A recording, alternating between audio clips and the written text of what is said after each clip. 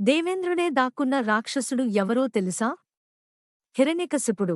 తన తమ్ముడు హిరణ్యాక్షుడు మరణానికి కోపంతో మండిపోయాడు. నేను అజేయుడిని అవ్వాలి అని నిర్ణయించుకున్నాడు. అందుకోసం అతను అరణ్యంలోకి వెళ్లి బ్రహ్మదేవుని కోసం ఘోర తపస్సు ప్రారంభించాడు.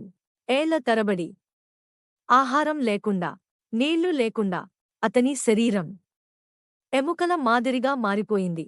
అంతటి తపస్సుతో 3 లోకాలు కంపించాయి. చివరికి బ్రహ్మదేవుడు ప్రత్యక్షమయ్యాడు. హిరణ్యకశిపుడు ఇలా అడిగాడు. మనిషి చేత కాదు, మృగం చేత కాదు, పగలు కాదు, రాత్రి కాదు, లోపల కాదు, బయట కాదు, భూమిపై కాదు, ఆకాశంలో కాదు, అలా వరం కోరుకున్నాడు హిరణ్యకశిపుడు. బ్రహ్మదేవుడు ఆ వరం ఇచ్చాడు. ఆ క్షణం నుంచి హిరణ్యకశిపుడు అజేయుడిగా మారిపోయాడు. దేవతలు కూడా అతన్ని ఎదుర్కోలేకపోయారు.